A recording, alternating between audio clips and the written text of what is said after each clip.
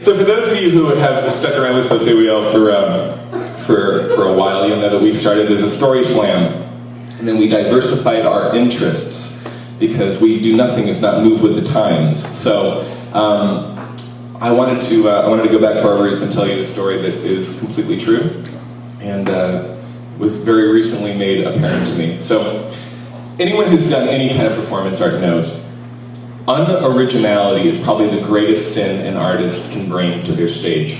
Amen. Amen. Thank you. And I've tried to avoid this every time I sat down to write with my own writing. And then recently I realized that I'm guilty of it with my entire life. And here's how that happened. So Say We All was, we were talking about launching a new show coming up here in March with our own Jonathan Standiford. And we were racking our brains trying to figure out a title for it, because obviously we're not the best at coming up with titles when we're stealing it from Battlestar Galactica. Which, by the way, so Say We All, literal translation of amen, so they can't sue us. Joke's on you, Sci-Fi Network. So we were sitting around and we were trying to figure out a name and we were stumped. Our well had completely run dry. So I do what I always do when I'm completely out of ideas. I call my mom. And I know. So I talked to my mom and I was like, Mom, what's a good idea for a show? You know, anything. What's coming to you?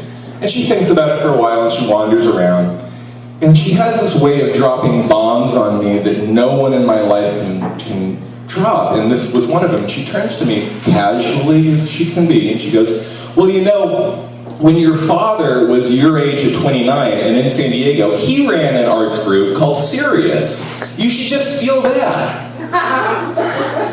Now, a little bit of background. I never knew my father growing up. I tracked him down for the first time at 18.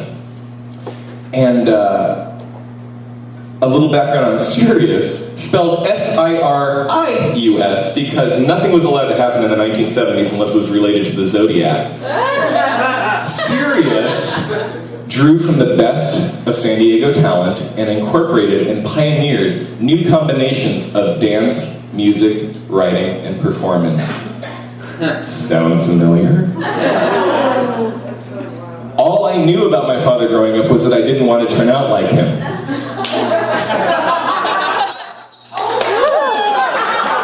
He told you. So do the speakers.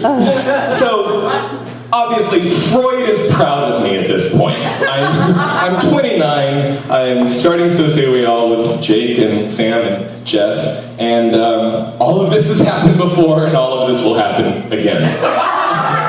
Obviously. And this starts to send me in this neurotic spiral of, oh my God, everything I've ever done. I have ended every abusive, venomous friendship. I have, avoided fun in college and high school like it was a venereal disease because I don't want to turn out like them. I want to be serious and successful, and here I am. And just as I'm about to get really neurotic about it, I realize things are happening around me, and I'm not the only one. I'm out with my friend Jake, and he gets a little drunk on white wine. And right before he throws up on my shoes and passes out. There are multiple evenings. This was at a wedding, so it's hard to read. He yells at the top of his lungs, "How do you raise a kind man who's not weak?"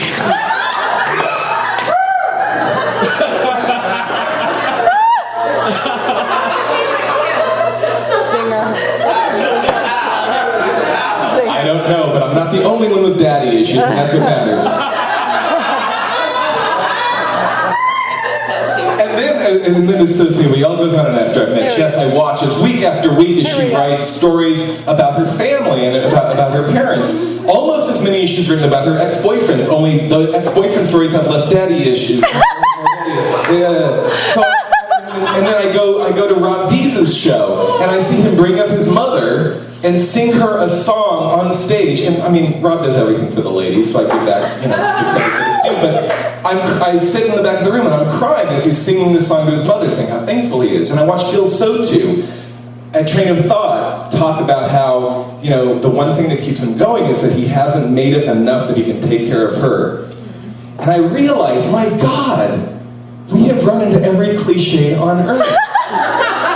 We are this collection of people who have found each other, who are obsessed with this idea of getting up in front of a room full of strangers and telling horrible, ugly truths about ourselves because we can't have the conversation with the person who mattered. And this is awesome because we can't run away from our cliches. There's no escaping it. But when we sing it together at the right time and at the right volume, it almost sounds like music. Thanks, everybody.